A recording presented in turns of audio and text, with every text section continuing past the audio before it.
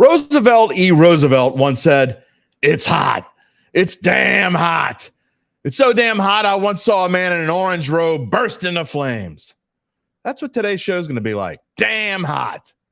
Hey, maybe the LSU Tigers have wrapped their bats in orange robes because they are on fire heading to Chapel Hill. It's so hot, we're going to have to cool things off. The New Orleans Saints, who had their defensive line woes up with yet another starter injured who won't be ready for opening day.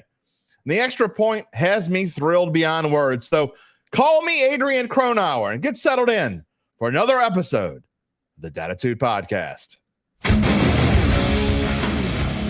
If you're looking for the latest scoop and in-depth interviews on the Saints, the NFL, the Pelicans, LSU, along with the best bets of the week, then lucky you. Along with high-powered, in-the-know guests who cover our teams, Jim Derry brings plenty of Dattitude. And he'll always tell you the way it is, or at least the way he thinks it is.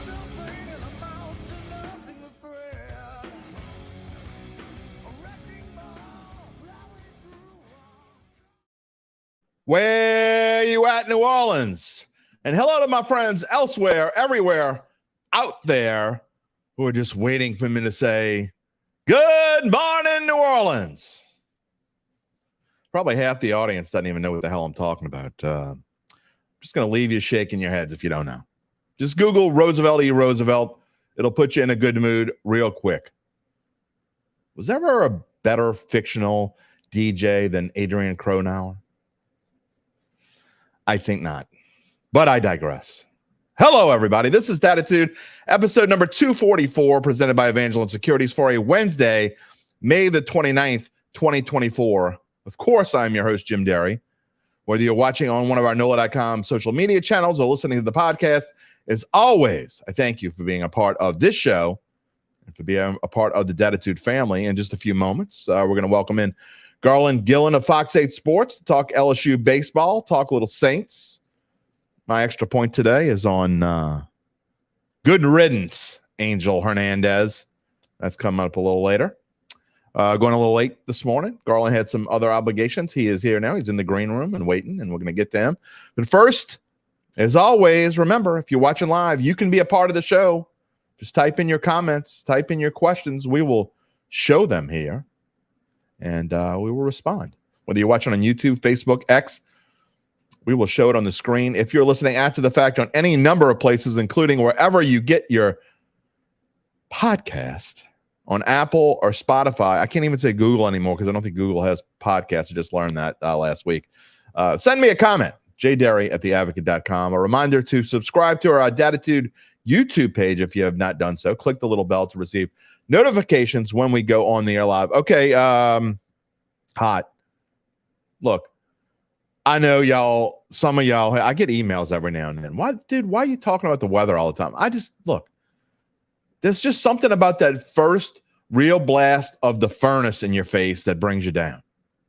I don't know if it's the miserableness of the moment of the fact when you walk outside, it just hits you in the face, or whether it's, knowing that you got 4 more months of this crap to go. Maybe it's both. I hate it.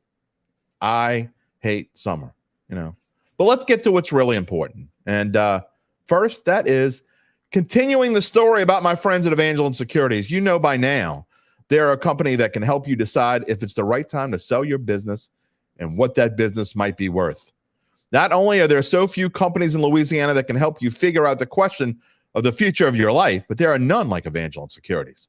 We understand that it could be a tough decision, especially if your company was founded decades ago and has been in your family ever since, and now you've been at the helm for a little bit, and you're looking for answers. You owe it to yourself to make an initial inquiry to my friends Nick Braden and Ron Hemelt at Evangeline, don't you? They are ready to equip you with the information you'll need to make a decision, and when you're ready, they can take you through the steps that ensue and lead you all the way to the goal line. Ponder that for a little bit, and we will explain a little more before today's extra point and letting you know how Evangeline Securities can be the answer to the rest of your life. In the meantime, while you're listening to Dattitude, of course, you can visit www.evangelinesecurities.com. This morning, Not a whole lot of breaking news. I was reading about the potential of eliminating OTAs, starting training camp earlier instead of having these OTAs, which I think are kind of useless. I don't know. Useless, not the right word. They're useful in certain aspects, but they're voluntary, right? I mean, no one has to be there. And I think that's kind of what bothers me about these OTAs, the way they run them. My friend Jerry's here. Good morning, my friend. And Mike. What's up, people from the little community of St. Landry, Louisiana, and Evangeline Parish. Evangeline is the word of the day. Evangeline Securities, Evangeline Parish. Mike, what's up? Thank you for joining the show. But what do you guys think about, maybe we'll get into that with Garland a little bit too, starting training camp earlier? Is this a prelude to having an 18-game season with 2 byes, maybe? Could be. Rocky, thank you for becoming a regular. Thank you for becoming a part of the Dattitude family. I just think that it is. And I think it's a good idea, actually. I don't know about starting training camp in June. I think that's a little much. How much do you need? How many, one of the big things about preseason, obviously you want to get your players ready, especially for the Saints this year. Training camp may be as important as ever. This mandatory minicamp that's coming the second week of June might be the most important mandatory minicamp they've ever had, because not ever had. I can't. Ever is a strong word, but at least in recent memory, trying to get the offense ready and learning Clint Kubiak's system. Another reason why we talked about last week, 2 running backs not being a volunteer OTAs, Alvin Kamara, Jamal Williams. They were mandatory. If they started training camp early and got rid of the OTAs, let them have their long vacation. Could be a good idea. We're going to talk about Clint Kubiak's offense on Friday's show. Adam Chernoff, AdamChernoff.com. He's going to be on the show. And I've told you before, by far, in my opinion, the best handicapper and has the best insight as a handicapper as maybe anyone around. I was listening to a very well-known handicapping show earlier this week about the schedule and what the schedule means for predicting over-under win totals. And they mentioned Adam in their podcast. They talked about what he's thinking. So he's coming on the show Friday. Looking forward to that. And next week, we will be talking about early over-under win totals, not just for the Saints, but maybe some bargains. I'll probably have a show by myself one day next week, just talking about these sorts of things. Only 7 more shows till vacation. I'm going to be gone for a few weeks in late June and into mid-July. And then, the week before, I guess 2 weeks. 2 weeks before training camp, we'll be back, and we will be talking about the Saints. But I want to get into it this morning and bring in my friend Garland. And we're going to start off this morning talking about those hot LSU Tigers. Garland Gillen, what is going on?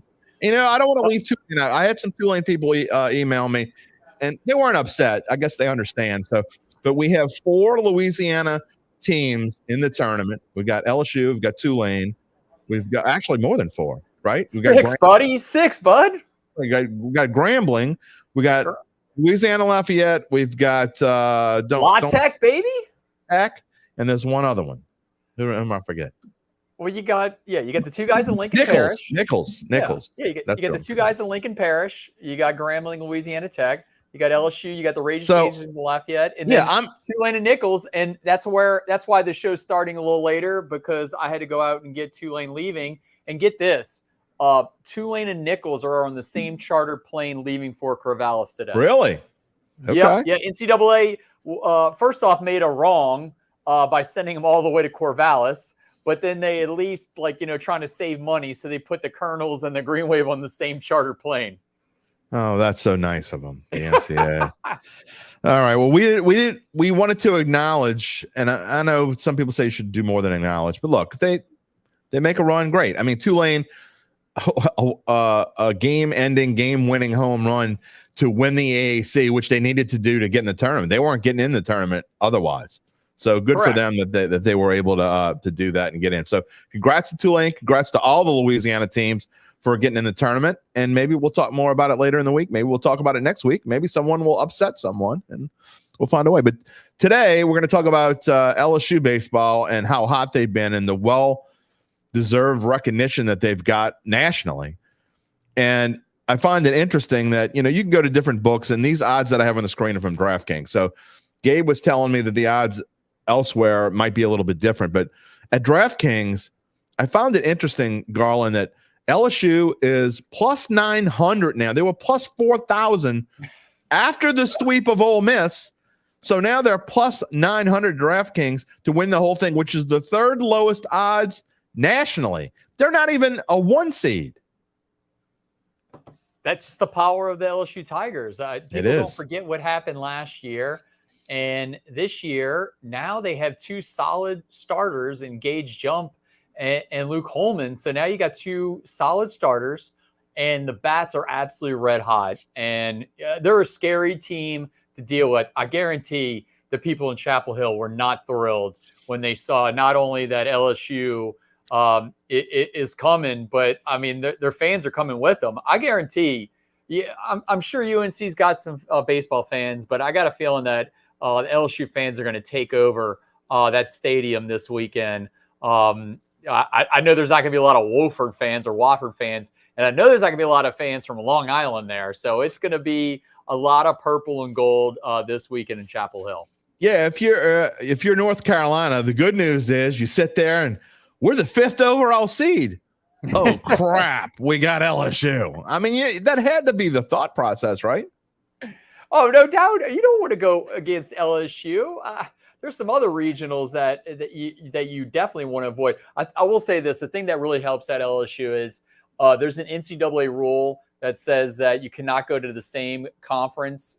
You can't go to a regional that's hosted by a team in your conference. Super regionals, everything's out the window, obviously. But regionals, they're not. So for LSU's sake, I mean, there's a lot of SEC schools that are at the top of the rankings, and LSU lucked out that they didn't have to go to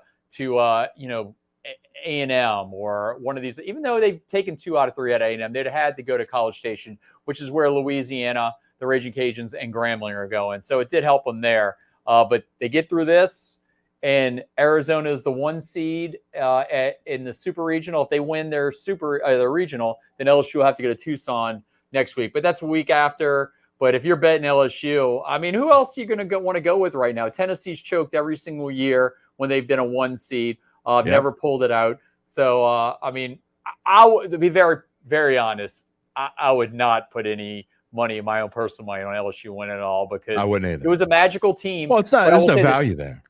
Yeah, no, Jay Johnson, you make another great point. There's no value. Jay Johnson has figured out what he's got in this team. It took him almost, into June to figure it out, but they got it all going the right way. Yeah, and look, I mean, you can't bet that number. I mean, if you go, and I think FanDuel, Gabe was telling me they're plus 2,000. You can't bet it. So it is what it is. Look, and Rocky says LSU, Arizona Super Regional, they would travel out to Tucson, but if LSU wins in Chapel Hill, which is possible. I mean, they're basically a little bit less than even money. If they win at Chapel Hill and Arizona doesn't win that regional, and I said last week that there's no more baseball at the box. Well, there could be baseball at the box. Oh, so no doubt. That's what would happen if LSU wins the Chapel Hill regional and Arizona does not win the Tucson regional.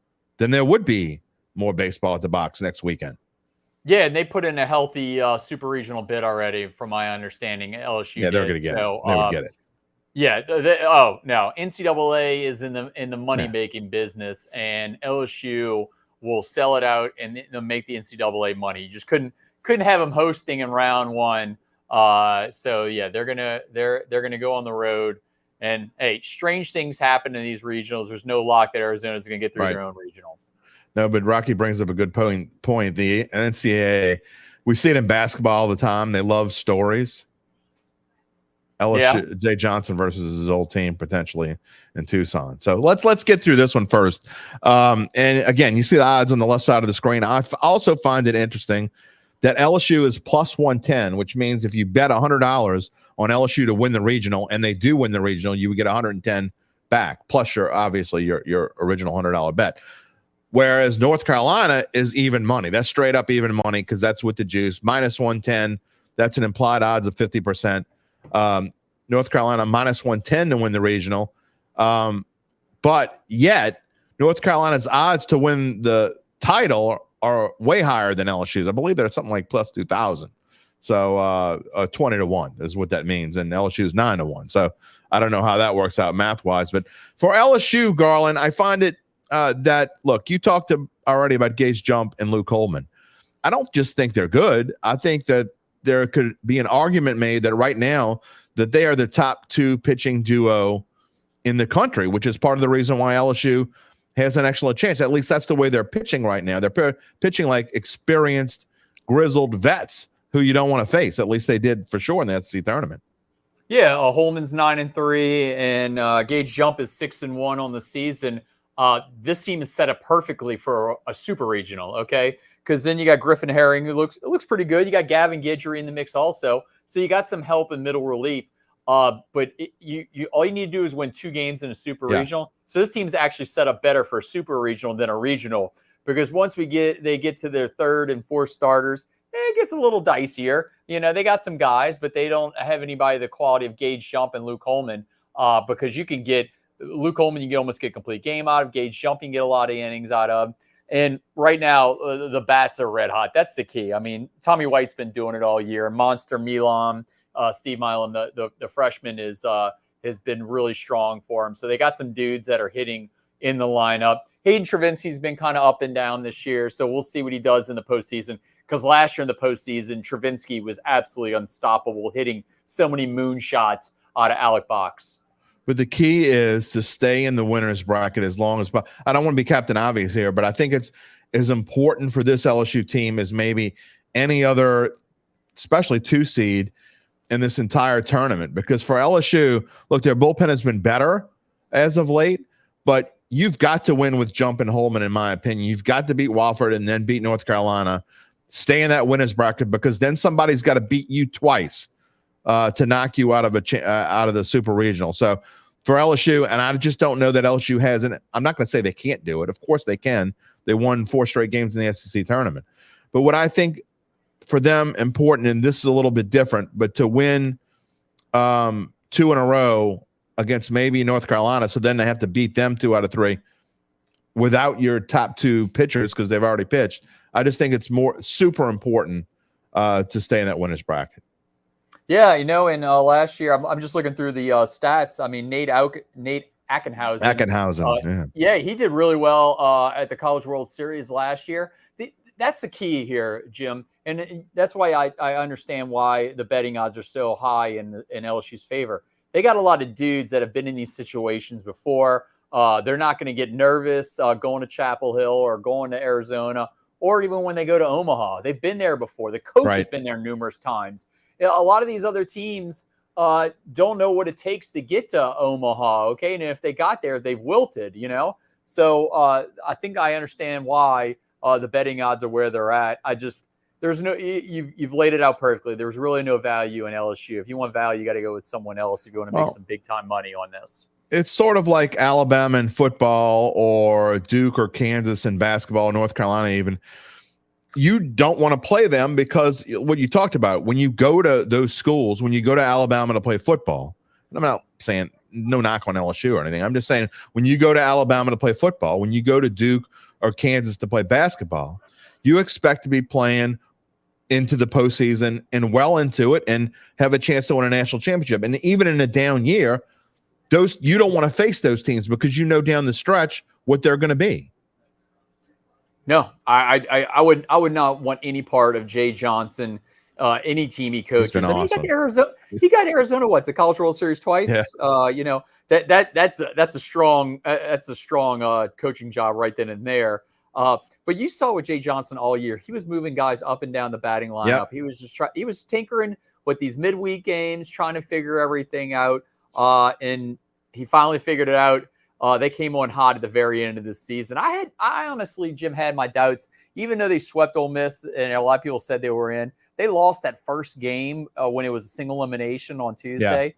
Yeah. It'd have been right on the borderline of getting in. And now, you know, toward the end, they were talking about could they get up to a 1 seed. I mean, it got really close, but I don't even know even if they would have beat Tennessee would have gotten there. But absolutely no one in America wants to face the LSU Tigers right now in the NCAA tournament. Yeah, you don't want to toss away the 3-12 start. It is what it is. But I mean, you got to think that for a big chunk of this year, well past the midway point, I think they started off so hot that maybe he didn't tinker like he expected he had to, and then they're like, oh crap, and they start 3-12, and they see a lot of teams would have just given up. I mean, honestly, but they got a little bit of momentum. I think they started to feel their way.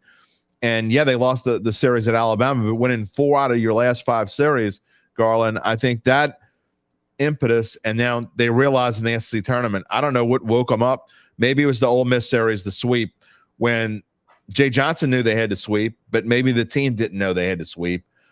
Whatever it is, they knew they had to turn it on, and they did. Like, unlike hardly any team I've seen as of late. Yeah, and I think another key is, Jim, it's that Hoover magic. You know, LSU brings a ton of fans to Hoover every year. I mean, a lot of people base their summer vacations on these, on Hoover, on a regional, a super regional, Omaha. I guarantee there's LSU fans out there that have those 2 weeks of vacation already written in to go to Omaha. And if LSU doesn't go, they might go down to or go down to Alabama or Florida and enjoy the beach for a little while, because as you talked off the top of the show, it's absolutely brutal right now in South Louisiana with this weather. I'm very thankful that the New Orleans Saints are going to go to Irvine this year for training camp, because it was absolutely nasty yesterday at camp. Yeah, indeed. Garland Gillen here this morning, the Dattitude podcast, brought to you by Evangeline Securities. We thank Evangeline Securities on this Wednesday morning. All kinds of things going on. Yeah, I saw a funny meme before we move on to the Saints. A funny meme about the Jello shot maker in Omaha, preparing himself for a potential another LSU run. Who knows? But yeah, they made a ton of money off LSU fans last year. I think they finally stopped it last year. I think they ran out of Jello. Yeah, I think they set the record. I think they ended it. It was an absolute it was a sham. Yeah, no, and you know what? The crazy thing is that, Jim, I've covered numerous LSU College World Series trips, and the place to go used to be Barrett's Barley Corner, which is about 15, 20 minutes from the stadium. That's where LSU fans used to go. But now with the Jello shot thing and a stadium move, and they got those bars and restaurants right by the stadium, that became the new epicenter of LSU fandom. And Barrett's kind of went by the wayside a little, because it's like a 15-minute drive outside of Omaha. Well, they created a national Jello shortage. It is what it is. All right, let's move on to the New Orleans. Before we talk about the Saints real quick off topic, was it Krieger or was it Kelsey that helped you get ready for this show? Last time it was Kelsey Davis. That's why I was in the waiting room for 10 minutes today, because I got down here and I'm like, you know what? I'm going to figure this thing out. I'm going to make it happen. You did it yourself? I did it. Well, most of the time I can do it myself. Sometimes the video doesn't pop up, Mm-hmm. But you know what? Kelsey was in the wings. I could see her right over there. She was in the wings just in case I messed this up again. But I got it. I got everything. I got my proud of you, man. You're got getting my audio. Awesome. We're good to go. I'm all grown up. You really are. All right. You see the cutout of Kpassagnon over there, Tanoh Kpassagnon, who tore his Achilles sometime, I don't know, whether it be during practice or whatever it was. Man, another blow to the defensive line. We all already know that Chase Young has got neck issues. We don't know if he's going to be ready for opening day or not, but we know Kpassagnon is not going to be. They're not saying he's officially ruled out. You don't come back from an Achilles in just a few months. It just doesn't happen. So you're talking about 2 starters now on your defensive line that might not be ready for opening day. What does this do in your mind to where the Saints defensive line is early on? Not a lot of depth. Kpassagnon was in that mix, but your dream right now scenario for the Saints would be to have Granderson on one side and Chase Young on the other. And then your backups would be Cam Jordan, and then Isaiah Foskey is still there, and then Peyton Turner. I mean, we talk about Peyton Turner every year now. He didn't get that. He didn't get that that 5th year added on. So you got 5 guys that you're going to rely on. So it's going to hurt your depth. I'm intrigued to see what they're going to do. Like, they know what Chase Young, how he's progressing. They haven't told us how he's progressing. We're going to get a better idea when we get out to Irvine at the end of next month, the end of July. No, we're almost to June. But you at least got 5 other guys. But I wouldn't rely on Peyton Turner. Cam Jordan had a down season last year. He's getting older. Foskey needs to step up there. It was almost a redshirt season for him last year. Still waiting on Chase Young. Carl Granderson right now is your only guy that you can rely on. You'll know he'll be there. He was there at OTA on Tuesday. They may have to pick someone else up there. I've been talking about them potentially having to pick up a veteran offensive lineman, and we talked about it on your show, on Vinyl Bet Show, that I thought that they needed another lineman, another tackle, maybe a David Bakhtiari kind of player. But, I mean, I don't know. Do you have enough money to get, even if it's just a serviceable veteran? It doesn't have to be some guy who's a star, or it doesn't have to be even a starter. But I think you're kind of backed into a hole now where you might have to go get somebody. Yeah, that's an intriguing position. I was following around Jordan Howden in practice yesterday. I was shooting a lot of him. He's at safety. Yeah. He was doing non-contact drills. Right now, it's him and Jonathan Abram opposite Tyrann Mathieu. That's another spot where I'm sure they're still out there trying to figure out what they're going to do. You can't get them all, though, Garland. You can't get them all. But they still have cap space right now, so they do have an option. Yeah, they got money. I know they're being smarter with the cap, but they still want to win this division, right? I would hope they want to win the division. Yeah. So I think linebacker they're set. I think that at defensive at back. other spots, I think at cornerback they're fine, but there's other spots that I'm a little I'm worried about, and safety's one of them. Yeah, and we'll talk more about all this talk. We've kind of been mum on the whole Marshawn Lattimore thing and whether we believe that he's really going to stay or not. Well, we'll find out early next week, maybe this weekend, if post June 1, if they really are keeping him or not. I don't think there's going to be a long wait. So that's a show for next week. But one of the things that scares me about the defensive line, as I put the schedule up here on the screen, look. The good news is that if you're trying to stop the run, Dallas doesn't really have that big of a running game. Carolina, we know what they are. But, Philly's got Saquon Barkley now. Atlanta's got Bijan Robinson.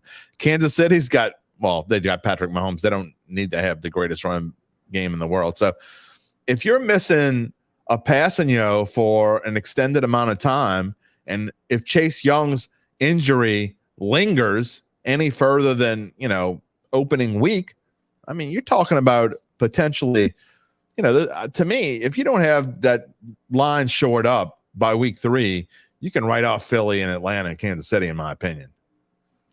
Yeah, it's I think Chase Young, his injury is something definitely to watch on the defensive line because that's a key spot for them. I'm also very cognizant of what's going on the opposite line on the O line. I mean, I think they're locked in at Fuaga at left tackle and Trevor Penning at You're going to go as tackle. far to say locked in. It looks like it. We're 4 OTAs in, and we've only seen 2 practices, but there's been no change. The only change that there's been a little mixing and matching is at left guard, but Sal DeVeri got every snap at left guard at the OTA on Tuesday. But I still think that there's some other guys that might roll in there and try to see if Sal DeVeri get beat. I think this offensive line, I know it sounds kind of scary, but I think they're locked in at 4 of the 5 spots. If you go into this season with Fuanga at left tackle, Sal DeVeri at left guard, McCoy, well, he's obviously a great center, and I'm fine with him. Ruiz at right guard, and Penning at right tackle. You are begging for a complete overhaul because this season's going to be an absolute disaster. And I'm sorry. I mean, I'm not trying to be doomsday scenario, but if that is your offensive line, go ahead and prove me wrong, and I'll eat every word I ever spoke, and I'll eat it with milk and sugar. But if you go into this season with that offensive line, doomsday. Well, you got Clint Kubiak. You got a new offensive line coach. You got a clean slate on that side of the ball. I don't care if Bill Walsh comes back from the dead. No, trust me. If you watch the show and you've been on this show, we've been very down on the black and gold. Their over/under win total is 7.5. I've been wavering between 7 and 10 and 8 and 9, which in either scenario that means they're not making the playoffs right now. Everybody's going gaga over Taysom Hill right now and putting him being all over the field. But there's some other concerns. I mean, obviously Derek Carr's looked sharp so far, but it's going against your own guys. But yeah, you're right. I have major concerns on the offensive line. Derek Carr better get that ball out under 3 seconds every time because they're going to be coming at him. The Derek Carr haters will be out in force again talking about if that look, and you might be right. That might be the offensive line. They might be locked in. Who knows? But you can't, and I'm not trying to make excuses for Derek Carr, especially in May when we don't see anything. But I mean, I don't care what quarter. I don't care if you put a Patrick Mahomes behind that kind of offensive line. To me, again, I hope I'm wrong. I really hope I'm wrong. I don't want to go through this. But if that is your offensive line, you're talking about 31st, 32nd kind of ranked offensive line. And Derek Carr can't perform, and neither can this running game. No, this is what, Jim, I'm just going off of what I've saw so far. And we're going to get a better idea that as we keep going forward. We're going to have another OTA open to us next Tuesday. Then we had the mandatory mini camp that we're allowed to watch all those practices. So we'll see how this offensive line progresses. I think another guy to look for at left guard, I think, is Lucas Patrick. He might be in the mix and push Sal DeVary. Possibly. Yeah, but I think that right now. Oli Udoh, it might be in there also. He was out there at practice on Tuesday, but he was working over to the side. So Udoh might be in there also. But right now, this is what we're looking at right now. I'm not saying that's going to be the starting 5. I'm just saying that it's looking like this is what they want to happen. Okay. Yes, maybe Oli Udoh comes to training camp. He's back healthy and he can push. And maybe Lucas Patrick figures out this offense and he gets in there. But right now, that's the direction they're going in right now. This just goes to show you how the plan of a show can change. Because I have it in my notes here, but I really thought it was just going to be a passing point. We're just going to talk about it for a minute and move on. But I mean, look, I don't know what people out there are thinking. Feel free to comment. Type in your comment, and we'll put it here on the screen. But look, I just can't. You're talking about a lot of ifs. If this guy does this, if this team already was in such a situation that they were one of the 4 worst offensive lines in the league. I think they're worse. So right now, if you don't make any more changes, look, great. You got Fuanga, but you lost Pete. So, and you lost Hurst. And Udoh probably fills the role of James Hurst, is my guess. But going forward, I think right now, this offensive line is worse than it was at the end of last year, and that's saying something. Well, if they can, I will say this, maybe they can push it all on Doug Marrone, and he did a poor job helping Trevor Penning out last year. Very true. That's very true. I'm trying to go contrarian here. Trust me. We need somebody to be positive. Right. Yeah. I'm just trying to give opposite thoughts here also. Yes, I am down on the team, but, you could put it on Marrone. You got a new offensive line coach. You got a new offensive coordinator. Derek Carr is there right now. He likes the system. Taysom Hill wasn't at OTAs last year, but he wants to learn this offense, so he's here. I thought Demario Davis had an interesting comment yesterday. I did a story on him. He was asked why he's at OTAs. He's been here forever. He knows Dennis Allen's defense back and forth. He's like, you know why? Because the Kansas City Chiefs probably have close to 100% or 100% participation in OTAs, and they're the Super Bowl champs, so we got to chase them. So he's saying that, and, I'm kind of looking at the guys that aren't there. Alvin Kamara, this is a whole new offense. You would think that Kamara would want to be here, checking things out, but he can do what he wants. Marshawn Lattimore, that's going to be the most intriguing. Okay, everything is pointing to Lattimore being back with the team. Dennis Allen said as much. I'm intrigued to see if he's at mandatory minicamp in a few weeks. It bothers me. And I briefly touched on this last week, but it bothers me that Alvin Kamara and Jamal Williams are not part of voluntary OTAs when they need to learn a new offense. Well, Jamal was there. Wait, I got last week. Last week. Oh, last week. Okay, sorry. Just making sure. Yeah, Jamal was there yesterday. Yeah, I'm talking about last week.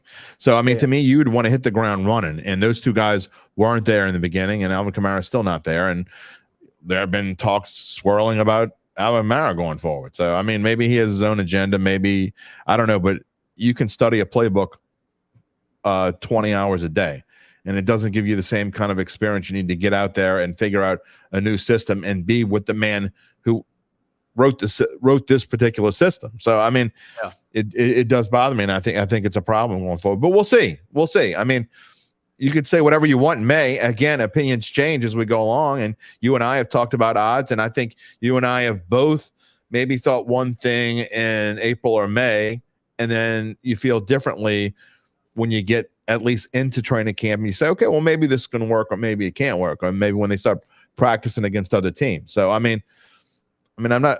just saying, look, I got a note, and it's true, and I never realized this, and I've never mentioned this before, but the Saints had the lowest odds, and I'll put this back up on the screen because you can see their odds up there. They had the lowest odds of any team in the NFL that had a winning record last year. They are 80-1 to win the Super Bowl. I mean, let's be realistic. They're not going to win the Super Bowl, but 80-1. You're 3.3-1 in a crappy division to win the division. I think that says a lot. Yeah. One other thing, Jim, before, like, I don't know what other direction the show's going. Who knows? With you and I on the show, it could go up and down. One other thing I'd make sure I get out there also is that Spencer Rattler is the number 3 quarterback right now. Okay, like, like. I was on Gus Cattengill, a good friend. I was on his show like 2 weeks ago, and he had some caller saying that Rattler was going to be playing some quarterback this year for the Saints, like on the back end of this season. Right.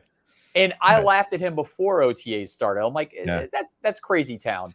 He threw 2 interceptions yesterday at practice. He's trying to force these balls into tight windows. He just looks like a rookie. Okay, that's who he is. Don't get me started on Spencer Rattler. Yeah, he's firmly number 3. Okay, let's just leave it there. Okay, Derek Carr has no worry about his job. It's Derek Carr's job. He's got it all this season. Okay, Jake Haener will probably lock in to be the backup. Spencer Rattler will be the number 3. Okay, there's no Rattler. We've only seen 2 OTAs, and he looks like a rookie. Let's just leave it at that. He's thrown 3 interceptions in 2 OTAs that we've been able to view. Garland Gillen, you are crushing people. You are crushing the dreams of the Derek Carr haters. You're just crushing those dreams. By the way, Jerry says you remind him of Jim Harbaugh a little bit. Like in looks or like championships here? Because, I don't know. Do you have coaching prowess that I don't know about? No, I mean, hey, I am in the De La Salle Hall of Fame, and I did win a state title in high school, so I got like 1 trophy. You know, I guarantee you, there's no show called Harbaugh on the Avenue. No, and I guarantee that my bank account does not look like Jim Harbaugh's bank account, and I also don't like milk, and I think he drinks like milk with like steak at dinner, which is like weirdo. Milk central. And steak? Yeah, I've seen stories on it. Yeah, he's kind of a weirdo when it comes to milk. I don't like milk, so I'm definitely not gonna do it with steak. And by the way, if y'all are looking for a good steak, I went to Charlie's Steakhouse on Friday night. If you follow me on Facebook, you would know all this. Dude, it is fantastic. Yeah. They've been under new management the last 3 years. It was fantastic. I digress, though. Oh, that's okay. That's what this show. In fact, really, I should call it Digressitude, because that's I have ADHD, and I'm not afraid to admit it. I mean, I'm all over the place sometimes, but no, there's 2 things that I care about more than anything, and that's sports and food. Okay, and you can do them at the same time. You can talk about them at the same time. You're eating, you're sitting down, you're talking sports. So that's all I think about there. If there's a new restaurant out there, I'm sure as heck gonna find it there. I hit a new restaurant last night, got takeout. It was really good. Maybe we'll have a restaurant show. I mean, especially if any of them want to sponsor the show. Byron wants to know, did you go to school with Marquise Hill? Yeah. Well, so he and I are both De La Salle alums. I'm a little older than Marquise. I graduated before Marquise got to De La Salle. But he was an absolute legend at De La Salle. We don't have a lot of De La Salle doesn't have a lot of players that made it to the NFL, but we got a few. I mean, Jim, you even wouldn't forget the great Sammy Martin in the 1980s, right? Who played wide receiver for LSU and then went to have not an illustrious career with the New England Patriots, but who cares? I remember very well. I'm old. He got to the NFL, but Sammy Martin, I think he had like a receding hairline in high school at De La Salle. Like that didn't get any better over years. He looked like he was like 60 years old when he played for the LSU Tigers. Yeah. Well, before we let you go, A-Town's asking, Jamal Adams available. He is a free agent. Will he ask for too much money? I'm not sure, A-Town, if that's really on the priority list. We just talked about, and I have to say the reason why I would say that he's probably not on the priority list is because besides offensive line being a huge need, in my opinion, the Saints may not feel that way. But now I think defensive line is up there as well now. You're talking about Kpassagnon being gone. So I think both of those positions, Garland, are super more important than safety, even though we just talked about maybe you're thin back there too. Yeah, and Justin Simmons is still available also. Yeah. He's on the market, former Denver Broncos safety. Jamal Adams has a strong personality, which you got to kind of keep an eye on with the Saints. They don't like a lot of strong personalities in that locker room. No, they don't. They are people that kind of ruffle some feathers. They got rid of one recently there. Made me cough. I'm really shocked he hasn't caught on with another team. Sarcasm. I think there's other. I think there might be another problems at other spots that might want to build up, but I personally, I don't know. I thought they might go safety route. I don't know if it's going to be Adams or Simmons, but when you got Jordan Howden and Jonathan Abram playing opposite Tyrann Mathieu, I'd be a little worried right now. They're super high on Howden. I know that. Yeah, and he just wasn't out there with the ones because he couldn't do any contact drills. Yeah. He was only doing non-contract drills. So he'll probably be back in there soon. I know they like Howden, but I would think that would be the guy that they go with once the season starts. Look, you and I are going to talk plenty more before the season actually starts. So I want to throw this out there that, look, what I say today might not be the way that I feel in a month or 2 months. I mean, but I'm just, I'm trying to give the scenario of what I think if this is what happens. Now, go again, prove me wrong, but I'm just saying right now there are some things that are really eye-opening. And when you talk about that early schedule again, and I'm gonna put it up because we're gonna leave our segment here on this. And you and I have talked about this and the over/under and the 7.5 and the whole thing, and it's gonna be talked about more. But if this team starts out 1-4 or 1-5, and I just don't know that they can overcome that, and so. That's why the early part of this schedule is so important for this team. I think they need to go at least 2-3 to get themselves in a position to where, look, then you go into parts of the schedule where you can run off maybe 4 or 5 wins in a row or win 5 out of 7 or whatever it is. But you can't start off 1-4 because 5 out of 7 doesn't do you any good if you start off 1-4. Jim, I think we talked about this last time you were on the Final Bet. It's tough to use the word must win in week 1. I mean, that's almost absurd to say must win in week 1, but I do not want to be in the city of New Orleans the day after the black and gold, if they possibly lose to the Carolina Panthers in week 1. Oh Lordy. Oh Lord. No.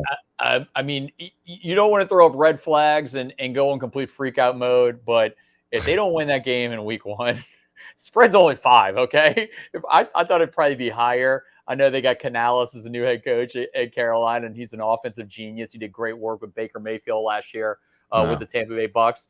But Vegas thinks they're going to win get 4 wins in the season. So if you lose to them either time, you can just write the boat off. It's gonna be tough. Jerry, we better not lose. Patrick wants to know: do you think the Saints are going to reach out and make a trade for an offensive weapon? How would they do that? I think they're done with weapons. I agree. They got. I count Taysom Hill in the running back room, so you got 4 running backs to rely on right now.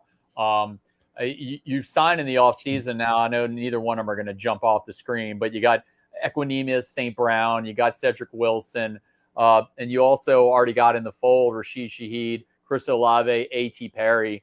So you got 3 receivers that you can rely on, and then you got some other guys. Bub Means they drafted. I think they're done with offensive weapons. I think if you're signing people, it's going to be at defensive end and possibly at safety. Yeah, Patrick. Not to say that the Saints couldn't use someone there. Your question's certainly a good one. I just don't think that. I think they have, again, way too many needs elsewhere. Jerry says, if the Saints, so help me God, lose to Carolina, we're going to have a come to Jesus meeting. It'd be worse than that. It'd be pretty miserable in the show. All right, final thoughts, Garland, before we let you go. Again, look, I'm going to be going on a vacation fairly soon, so this might be the last time we talk before, at least on this show, before training camp. But going in, you and I have both talked about, and I'm going to put this slide back up because it has the odds on it. But the over-under is 7.5. Division winner, 3.3 to 1. Do you think there's any value on any of these numbers? Do you think, where the Saints are? And I'm not being funny. I mean, I think if the Saints start 2-3, I'm being real, or better. I don't think it's going to happen, but it could. And I think if the Saints do start 2-3, I think they're going to be in a decent position to make a run for the division. Although Atlanta's schedule is super easy, we're going to get into that next week and the week after. But I just think the Saints to have. I just don't think there's any value in any of these numbers. I'd like to get your thoughts. I wouldn't touch anything that have to do with the Saints. I'm being very honest. I mean, Dennis Allen's never made the playoffs as a head coach at either one of his stops. They've missed the playoffs 3 years in a row. I think other teams have gotten better, and they have not. And I don't know if they've improved. I mean, even in their own division, Atlanta's now the big pick to win the division. Even though I think they kind of botched the whole draft situation with another quarterback, but they still got a ton of talent on offense. Yep. I'm sure they cannot wait to run that offense against the Saints defense. Okay. That offense has got a ton of weapons. We're going to see that team early in the season. Right now, no. The only thing when you're talking over-unders, I'm going to jump the college football for 1 second. Yeah. I don't see a world where when Tulane goes under 7.5 wins. I think it's on FanDuel right now, Sportsbook. It's 7.5. I saw the head coach today, John Summerall. He was really fired up about some guys they got in the transfer portal. The guy they got from ULM is going to be an absolute beast. Huntington, he looked really good. So they've done well in the transfer portal. That's the only over-under I would touch right now. LSU at 9.5. Saints. There's no value. I think they'll go over, but I think the Saints will go under. I think LSU will go over, but it wouldn't surprise me if I was wrong on both counts. So let's just put it that way. Yeah. Right now, I'm still wavering on 7, 10, 8, 9 with the black and gold. I really want to see what Chase Young's injury situation is. It makes a difference. Agreed. Right. When hopefully Jeff Duncan doesn't ask for our predictions until the late end of camp, because I really want to see what Chase Young looks like before I make a decision. And I really want to know what this offensive line, who finally is going to be starting there. I can't wait to see those high in the pie in the sky. Maybe they'll be doomsday.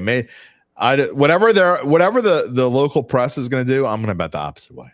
That's shown to be accurate as well. Rocky says 3-3 start is a must. I think you could start. I don't know, because if you started 2-4, that means you probably lost to Atlanta and Carolina. I don't know. Realistic, I say 3-4 at the end of 7 games. I think they can beat Denver. Okay, that's fair. Yeah, Sean Payton is sunshine pumping on Bo Nix nonstop right now, telling everybody how Bo Nix is going to be unreal. If they lose to Denver, they got bigger problems. Yeah, I think 3-4 is realistic through the first 7 weeks. All right. Well, look, when I come back from vacation, you might be the first guest that I have on. So we'll talk again soon. I know you're going to have me on Final Bet, which airs every Thursday night on Fox 8 at 10:35. You guys have other shows right now. You just have 2 shows a week, right? 3 shows. We got overtime on Tuesday night. We got final bet on Thursday night, and then we wrap up the whole week on final play. But my goodness, once football season starts rolling, Jim, we got a show every day but Saturday. We are going to be ready to rock come football season when you got, B&G review on Monday and game plan on Wednesday and Fox Day Football Friday on Friday and tailgate on Sunday morning at 10 a.m. So we got more shows in the hopper ready to roll when the pigskin gets rolled out. We'll have you on soon to be able to promo all those shows again. A regular here on Dattitude, Garland Gillen, and we appreciate you coming on. Yes, indeed. And don't forget Garland on the Avenue. I'm sure I'll come Garland on the Avenue on Twitter or X, whatever you want to call it. Definitely. I get yelled. That's what people yell at me more for anything now. Okay, that is it. Like. What do they yell at you for? They love Garland on the Avenue. Like teenagers, I enjoy it too. Adults, they like. No, I enjoy it. That's their favorite thing now. I'm like, all right, well, you know what? If it gets people more to Fox 8 paying attention, that's great. But yeah, I get a lot of love on Garland on the Avenue right now. The best thing about today's media that's so different from when I got in this business 34 years ago is that people get to learn about who the person is behind the camera a little bit that they never got to learn before. And it's not just because you spew your opinions, it's the way you say them. I just think it's important for the people to know who we are. I'm very opinionated. That's why I think that you and I jive well on this show. But I got strong opinions on restaurants and on sports, and I'm not afraid to give them, baby. All right, maybe we'll do a restaurant show one day. I love it. Talk to you soon. All right, Joe. Garland Gillen. Great Garland Gillen here on the Dattitude podcast. Jerry says that's a lot. Yeah, that's a lot of shows. They do a lot of shows, and I'm thankful that they ask me on sometimes. I do appreciate it. It's not easy to do. And in fact, earlier, Jerry said, enjoyed me being on 4th Down and 4. Look, I love going on other shows. I really do. And, that's another thing that's different from back in the day. When I first got in this business, it was a big no-no.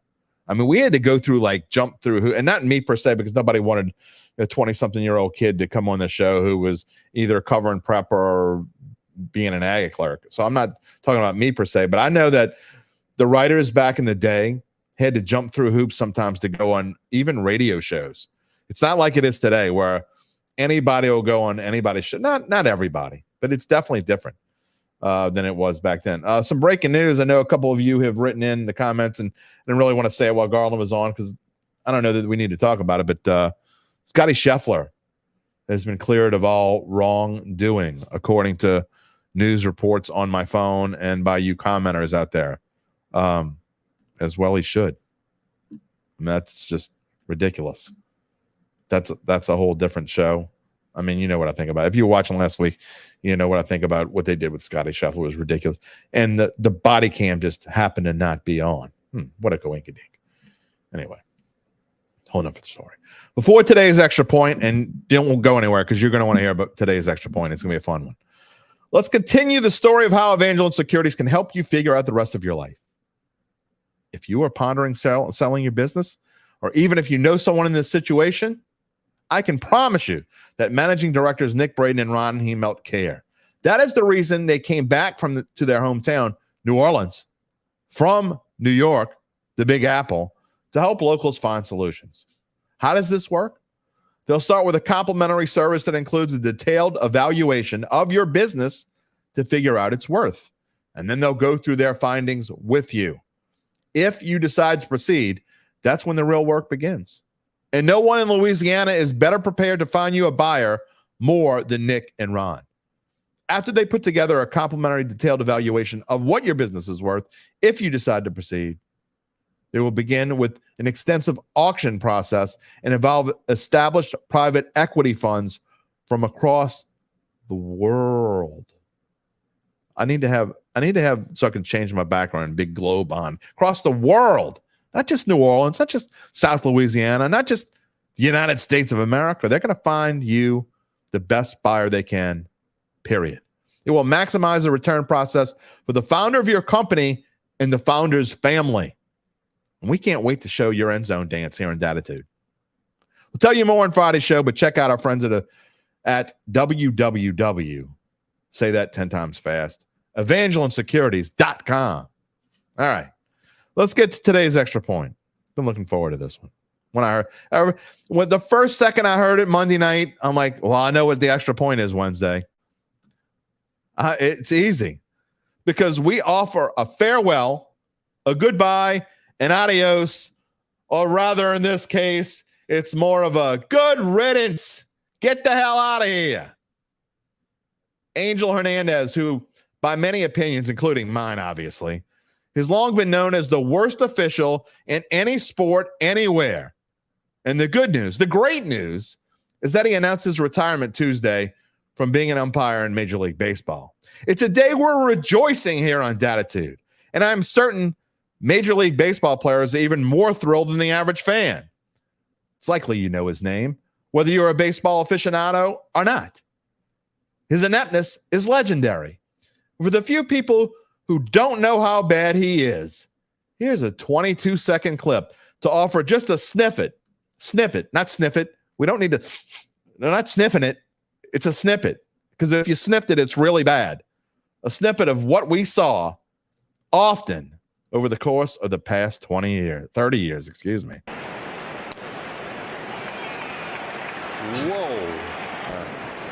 2-1. And, oh my goodness. 2-2. You have got to be kidding me. What in the world?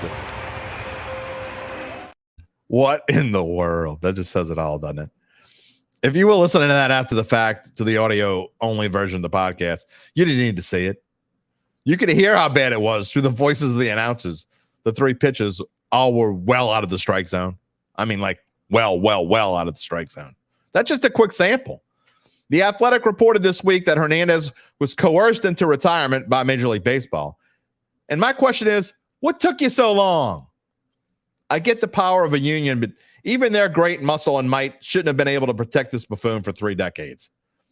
One of his year-end evaluations read, quote, this is straight from Major League Baseball, by the way, you seem to miss calls in bunches. That could be a problem sometimes. He often injected himself into a play just to do it.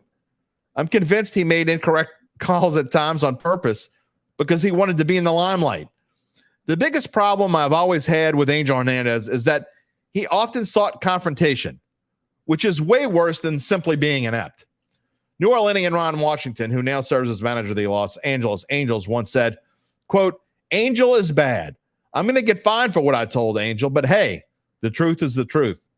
Former Yankees and Indians pitcher CC Sabathia once said, quote, I don't know why he's doing these games. He's always been bad.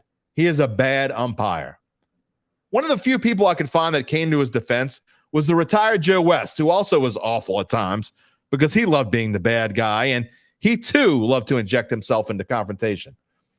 Angel Hernandez was known as a guy that if he had a play and catch, you didn't want him umpiring home plate on the last game of a series because everything was a strike. Philly slugger Bryce Harper, who was a victim of Hernandez's ineptness last season and was ejected after a bogus check swing, said, quote, Angel in the middle of something again. Every year it's the same story. Same thing. So we celebrate his departure. Sure, there are other bad umpires, and the state of calling balls and strikes in baseball is the worst it's ever been. As a traditionalist, say that 10 times fast. As a traditionalist, until recently, I would have never endorsed the use of a computer to call balls and strikes. But I think it's necessary now. And all that being said, baseball just got a little better, even if the dumb extra innings rules remain. And I can't blame that one on Hernandez. But as we end the show here this afternoon, we'll just say we're happy Angel will never have to miss a plane again. Enjoy those pina coladas in Miami. Just don't get into it with the bartender if you use too much coconut. All right. That is going to wrap it up the show. Before we wrap it up, Chris Kennedy watching the show from Rome. Can you go tell the Pope that I need some help? I'm a little verklempt here. Don Hoffman, we need more turnover, ref turnover in the NFL. Yeah, unfortunately, they don't have any term limits in football. I think we're kind of stuck with that. Anyway, all right, that is going to wrap it up for us on this Wednesday. I, of course, want to thank my guest, the great Garland. A lot of G's today. The great Garland Gillen. We got Gabe in the background, as always, helping us out. Making sure I don't screw too much up, correcting me when I'm wrong, sending me information that I so desperately need. We hope you can come back on Friday.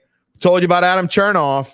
You're going to want to check out that show. He's going to have a lot to say about the Saints, about Clint Kubiak's offense. He's going to explain why he came. He'll tell you what his prediction is on the Saints and tell you how he came to that conclusion. Maybe a little bit more on some other teams.